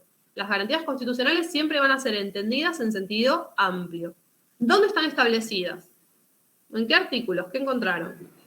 En el artículo 43 se colocó después de la reforma de la Constitución en el año 94. Muy bien. ¿De qué nos habla el 43? Y recurso de amparo. Perfecto. De Ahora varias vamos datas a ver. había corpus y recurso de amparo. Bueno. Y después, ¿dónde más tenemos establecidas garantías? El 18 y el 19. En el 18 y en el 19. ¿Y qué nos dice el 18? El 18 es como... Ay, ¿cómo decirlo? Es como el gran artículo, sí, de garantías constitucionales. Era el que se usaba antes de la reforma, como garantía constitucional. Sí, es histórico, ¿sí? Es histórico, es de los primeros derechos, ¿sí? Que nacen, es esta forma de protección. Y habla, tiene que ver con estas garantías del proceso, de la inviolabilidad, de la potestad de las personas de juicio, ¿sí? De solamente poder ser condenados si un juicio así lo establece, pero es decir que ese juzgamiento no puede ser hecho, es como ¿sí? Y sobre todo nos va a estar hablando de este debido proceso. Va a tener que ver con condiciones digo que, y principalmente tiene que ver con esto que les decía, que tiene que ser basado en un juicio, que yo tengo que tener la posibilidad de defenderme en ese juicio, ¿sí? Yo tengo que poder ejercer mi derecho a la defensa. Entonces, artículo 48 nos establece las reglas básicas, ¿sí? Podemos pensar en la igualdad ante la ley. Entonces, tenemos por un lado estas garantías, que son aplicables a todos los procesos, ¿sí? La garantía de la debida defensa, yo la puedo traer, o sea, la puedo utilizar en cualquier juicio, ¿sí? No necesariamente tiene que ser un juicio de una condena penal. En cualquier juicio yo voy a poder ejercer mi derecho a la defensa, ¿sí? Son garantías que están dadas para todos los derechos. Y después tenemos en el artículo 43 garantías constitucionales específicas, ¿sí? ¿Qué características tienen? Vamos a, brevemente, habeas corpus, habeas data y amparo. ¿Qué sería entonces habeas corpus? Es sobre la parte física de la persona, o sea, la protección física de la persona. Tiene que ver con la protección física de la persona. ¿no? Marcelo, otra vez. Digo que tiene que ver con la libertad de la persona. Perfecto. ¿Por qué decimos entonces? Física y de locomoción. ¿Hay un poquito más alto, Geraldine? Digo, la libertad física, corporal o de locomoción. Perfecto. Entonces, habeas corpus significa que tengo un cuerpo, ¿sí? Y que tengo un cuerpo significa que tengo que proteger tanto mi integridad física como mi libertad de locomoción, ¿sí? Tiene que ver con eso. Entonces, es una protección que lo que me va a permitir es que resguardar mi integridad física, ¿sí? El habeas corpus va a estar específicamente, va a ser utilizado en relación a mi cuerpo físico, ¿sí? Ya sea, como les decía, la integridad física o la posibilidad de moverme, la posibilidad de la locomoción. ¿Y qué otras? Después, bueno, tienen clasificaciones. Me interesa que sepan qué es, ¿sí? Y en qué momento se utiliza, en qué caso lo tendría que utilizar. Ante un arresto ilegal, por ejemplo. Perfecto, ¿sí? ¿Por qué? Porque no tiene nadie, como ustedes piensen acá, se conjuga, ¿no? Yo en el artículo 18 digo que el debido proceso, la garantía del debido proceso, permite que no me puedan condenar, ¿sí? Sin una ley previa, sin un juicio en el que yo me pueda defender. Entonces, si alguien me quiere arrestar de forma ilegal, ¿sí? Es decir, que me está arrestando de forma arbitraria, sin condena, sin mi debida defensa, entonces yo ahí tengo que interponer un habeas corpus, ¿sí? Porque tengo la potestad de decidir sobre mi propio cuerpo, ¿sí? Por eso nadie me puede arrestar si no tiene la orden para hacerlo, de la misma forma que no me pueden allanar mi domicilio si no tienen la orden para hacerlo, ¿sí? Tiene que ver con eso. Bueno, habeas corpus. Habeas data, ¿qué significa?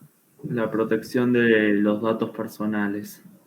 O solicitud de pedido de datos en caso de que uno necesita. Bueno, muy bien. Lo que sí están afuera de todo eso, lo que son los datos periodísticos. Muy bien. Entonces, el habeas data tiene que ver con esa facultad que yo tengo de proteger mis datos personales, ¿sí? Y ustedes piensen que hoy con el mundo de Internet esto cobra mayor relevancia, ¿sí? Entonces, como decía Edgardo, hay algunas excepciones, por ejemplo, los datos históricos, los datos periodísticos, ¿sí? En esos casos, no, digamos, no voy a tener la potestad de resguardar mis datos personales. Pero sacando esas excepciones, yo voy a tener siempre esta garantía constitucional de poder, ya sea quitar los datos o rectificarlos, ¿sí? En caso de que sean erróneos o tengan algo que me esté injuriando o me esté lesionando, ¿sí? Entonces, el habeas data es,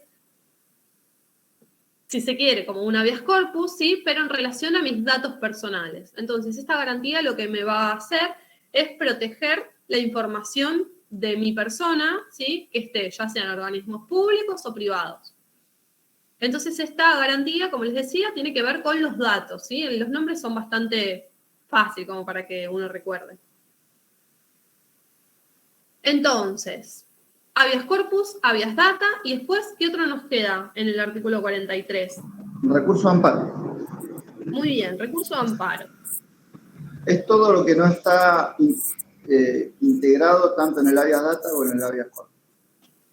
Bueno, la característica principal del recurso de amparo va a ser que se va a establecer recurso de amparo cuando no haya un medio más idóneo, ¿sí? ¿Qué quiere decir esto? Que va a ser la herramienta que voy a tener cuando no pueda aplicar otras herramientas, ¿sí? ¿Por qué? Porque ustedes seguramente ya leyeron SIGIR y COT, ¿sí? Que son 2 fallos bien cortitos, bien simples. Y ahí, ¿qué pasaba? Tenían un derecho lesionado, ¿sí? Un derecho constitucional, y se buscaba poder protegerlo por medios que no eran el correcto. Entonces, ¿qué hizo la Corte? Termina declarando, y después en el 94 se termina estableciendo en la Constitución, este recurso de amparo como un medio, ¿sí? Como un remedio judicial para poder proteger esos derechos cuando no aplican ni el habeas corpus ni el habeas data, ¿sí? Entonces yo necesito tener otro remedio judicial que me permita hacer uso de estas garantías constitucionales. Entonces, si no tengo un medio más idóneo, voy a utilizar el recurso de amparo. Sí, Carlos. Sí, puede ser en este caso colectivo o puede ser sobre la persona, sobre una persona sola, individual. Sí, puede ser. El amparo va a poder ser, ya sea una lesión. Sí, decime. No, toqué el botoncito. Bueno. Entonces, puede ser que sea la lesión a una sola persona, puede ser que sea la lesión a un grupo, ¿sí? También puede ser que la lesión provenga tanto del Estado como de los particulares, ¿sí? Por eso vemos SIGIR y COT. En un caso pasaba que era una lesión del Estado y en otro caso pasaba que era una lesión de un particular. Entonces, el amparo va a ser bien versátil para poderme dar respuesta, ¿sí? Frente a diversos casos. El amparo es una de las garantías constitucionales más utilizadas.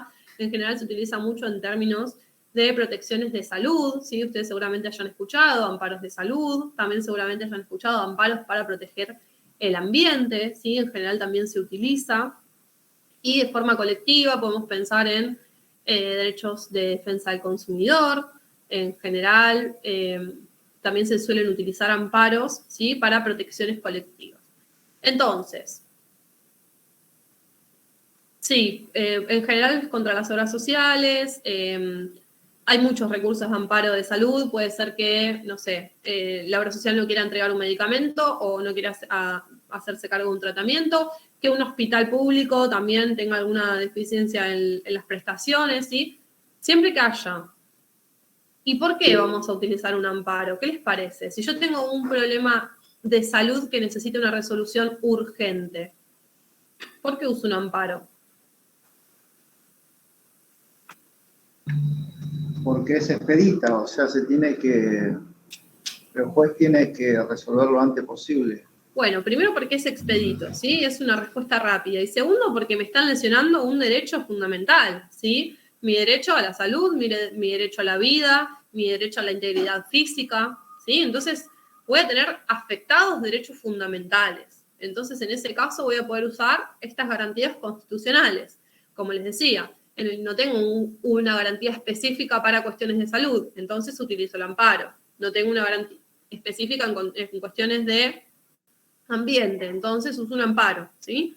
Por eso les digo, es el remedio cuando no tengo otro camino que sea idóneo, ¿sí?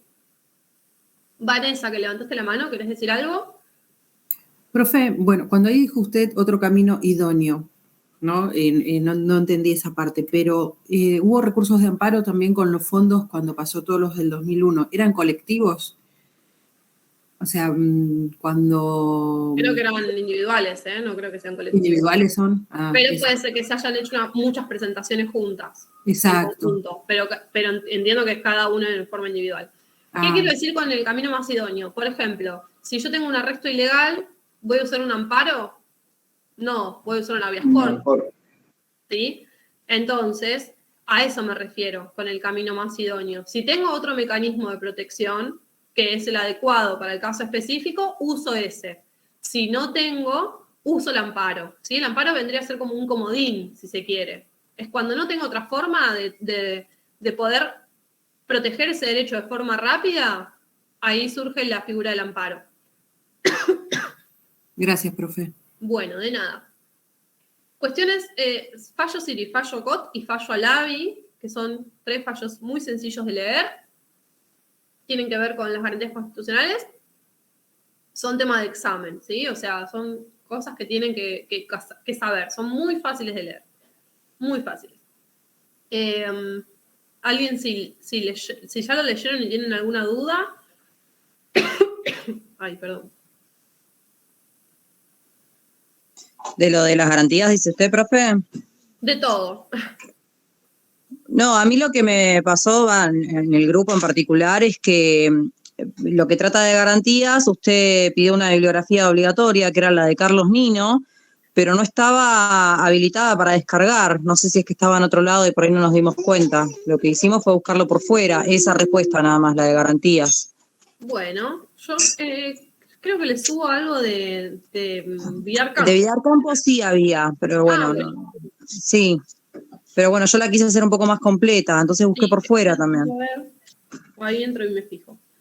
Bueno, de todas maneras, de garantías van a encontrar un montón de bibliografía, ¿sí? Es un tema muy amplio. A ver, estoy revisando. Bueno, chicos, preguntas, dudas en general, en específico de esto, de que le hayan quedado.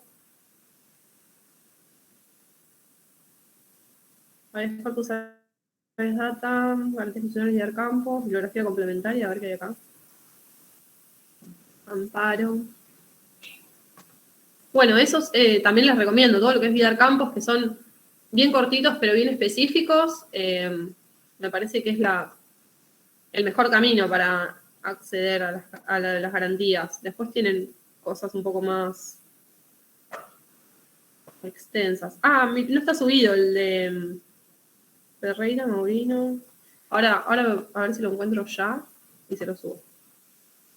Bueno, mientras los escucho, ¿dudas o preguntas que tengan?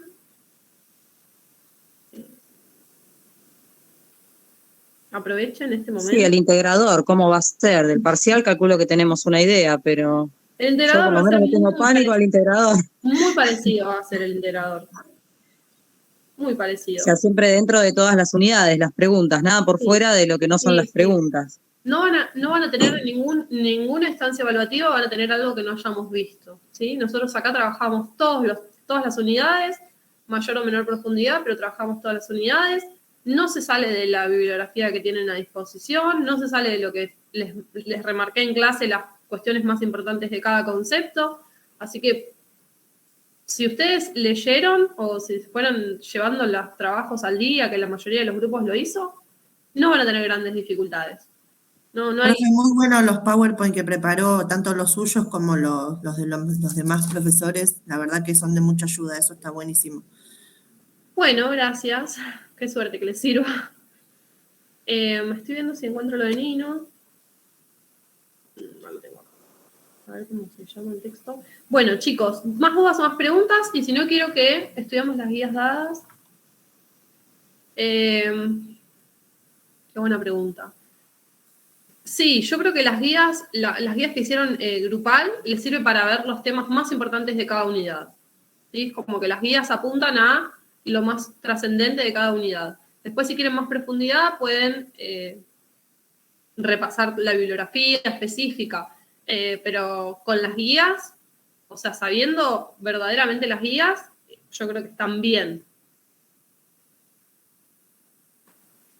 Quiero que repasemos una sola cosita, esperen que ahora me perdí. Acá estoy, las garantías, a ver si lo encuentro. Bueno, quiero que repasemos cuando hablamos de... Bueno, no lo encuentro, lo voy a subir después. Igual no se estresen, me interesa que vean lo de Vidar Campos respecto de las garantías, eso es lo más importante. Porque es lo más claro, ¿sí? Bueno, vuelvo a... Entonces, me interesa que cerremos esta clase pensando en el sistema republicano, ¿sí? Y dijimos que el sistema republicano tenía 3 ramas del poder, que era un sistema endógeno, ¿sí? Que cada rama del poder controlaba el exceso de poder de la otra. Entonces, la pregunta que yo tengo, y con lo que quiero que cerremos, es qué identificamos, ¿sí? De estos controles de poder de una rama a la otra. ¿Se entiende la pregunta? ¿Cómo, profe, la repite? Sí. Volvemos, entonces. Sistema republicano, dijimos, tenemos diferentes ramas del poder. Esas diferentes ramas eran un sistema endógeno, ¿sí? Entre ellas mismas, lo que hacían era controlar los excesos de poder en una y otra. Entonces, la pregunta que yo les hago es cómo cada rama del poder controla a las otras. Entonces, empiezo yo con un ejemplo. Por ejemplo, el poder ejecutivo controla al poder legislativo a través del veto, ¿sí? Con la potestad del veto va a ser una especie de control a la sanción de las leyes. ¿Cómo les parece que va a controlar al poder ejecutivo? ¿Cómo les parece que puede controlar al poder judicial? Con el nombramiento de jueces. Con la selección de los magistrados. Con la selección de los magistrados, ¿y qué más? Ah, no, está bien, perdón. Yo iba a decir la remoción, pero no los remueve. La elección, perfecto. Entonces, poder ejecutivo controla, con el veto controla el poder legislativo, con la elección de los magistrados controla el poder judicial. ¿Se entiende? ¿El resto del curso está entendiendo lo que estamos haciendo? Sí, sí. ¿Sí? Bueno, sigamos. Poder legislativo, ¿qué controles ejerce?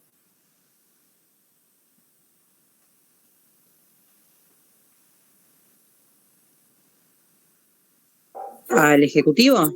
Al Ejecutivo, ¿cómo lo controla? Por medio del juicio político. El juicio político, eso. Perfecto. Al Ejecutivo por juicio político. ¿Y al judicial cómo lo controla? Y también por juicio político en relación a la Corte. ¿Enjuiciamiento? En relación a la Corte por juicio político. ¿Y en relación al resto de los magistrados, cómo los controla? Sí, Geraldine ahí tiene algún Por el miembro poder de de la enjuiciamiento. legislatura. ¿Qué más? ¿Cómo? Por el poder de enjuiciamiento. Bueno, y les está faltando algo más. ¿Quién elige a los jueces? El Consejo de la Magistratura. Consejo de la Magistratura. Después, Poder Ejecutivo, ¿con acuerdo de quién? Del Senado. Del Senado. Entonces ahí también, ¿sí? El Poder Legislativo está ejerciendo alguna especie de control sobre el Poder Judicial. ¿Se entiende hasta acá entonces?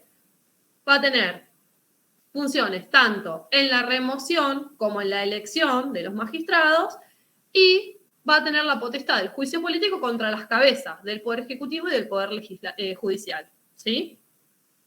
Y por último, ¿qué nos queda? Poder Judicial. ¿Qué tipo de control ejerce el Poder Judicial? La inconstitucionalidad de leyes dadas por el Congreso. Bueno, ¿y qué más? Las sanciones a las leyes también. ¿Cómo? Sí. El Poder Judicial observa las leyes y las sanciona. No, legislativo. No, eso es legislativo, sanciona leyes. ¿No sanciona los incumplimientos de la misma? A ver, ¿qué dicen? No, puede proponer leyes de manera excepcional el poder de... El Ejecutivo mediante DNU. Pero no es el quien las propone de manera excepcional. Pues Ese tiene poder esa ejecutivo, potestad, me parece. o estoy confundida. Creo que Ese es me el perdí. Ejecutivo. Volvamos. Poder Judicial, el control que va a ejercer va a ser control judicial, ¿sí? O sea, tenemos control de constitucionalidad, ¿se acuerdan? Y ahí decíamos, si una ley es inconstitucional, va a poder dejar de aplicarla, ¿sí? El Ejecutivo es quien ejecuta las leyes. El que sanciona las leyes va a ser el Legislativo, por eso vimos las facultades excepcionales que tiene el Ejecutivo de sancionar. Y el judicial también va a controlar esa sanción del Ejecutivo, ¿sí? Porque judicial controla todas las leyes, tanto las que emite el Congreso como las que emite el Ejecutivo, ¿sí? Entonces el judicial va a tener ese control sobre toda la legislación. Bueno. Ay, perdón, profe, ¿puede repetir lo último? Que justo mi hija me interrumpió. Sí. Les decía. Lo del PJ, nada más. El control que ejerce el Poder Judicial es el control de constitucionalidad, ¿sí? Control de constitucionalidad y de convencionalidad. Ahora, ya va a ser tanto sobre las leyes que dicta el Congreso como sobre las leyes que dicta el Poder Ejecutivo, ¿sí? O sea, un DNU, también un juez puede determinar si es constitucional o inconstitucional, ¿sí? A pesar de que pase por la comisión bicameral. Supongamos que la comisión bicameral lo aprueba ese DNU. Un juez después podría igual determinar que es inconstitucional si está en contra de la Constitución, ¿sí? Entonces, el Poder Judicial tiene el control de constitucionalidad. Gracias, profe. Me interesa que se lleven de esto, entonces, sistema republicano, diferentes, ¿sí? Ramas del poder, el control es endógeno, es decir, que las diferentes ramas se controlan a sí mismas, y estos son los mecanismos, algunos de los mecanismos que tenemos para que este sistema funcione. Sí, Mónica. Profe, acá en el Poder Legislativo, me confundí. Controla por juicio político al Ejecutivo y también por el Y al jurado judicial, de porque también puede sacar a la Corte Suprema. Y por el jurado de enjuiciamiento también.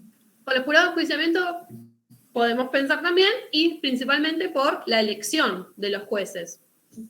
Por eso ahí en el chat te decían, el Ejecutivo, con acuerdo del 2/3 del Senado, va a seleccionar a los jueces. Entonces ahí también este legislativo ejerce parte del control, ¿sí? Perfecto, gracias.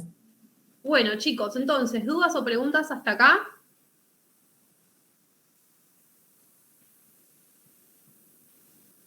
Por mi lado, no, profe.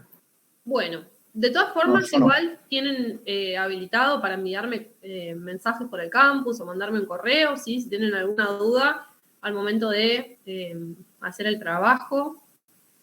Así que utilicen los canales de comunicación que siguen abiertos. Yo los despido, fue un placer acompañarlos. Cualquier cosa que necesiten me pueden volver a escribir. Y ya no nos encontramos, ¿sí? Así que toda la comunicación ahora va a ser por el campus. Así que bueno, les deseo mucha suerte y si tengo alguna novedad del integrador, se las voy a estar avisando. Así que se queden tranquilos con eso que les voy a ir avisando. ¿Sí? Gracias, profe. Bueno, profe, una genia. Buen fin de... Gracias. Muy linda hasta su luego. materia. profe. Gracias. Espero verla en otra materia. Por todo. Bueno, gracias chicos, hasta luego. Gracias, profe.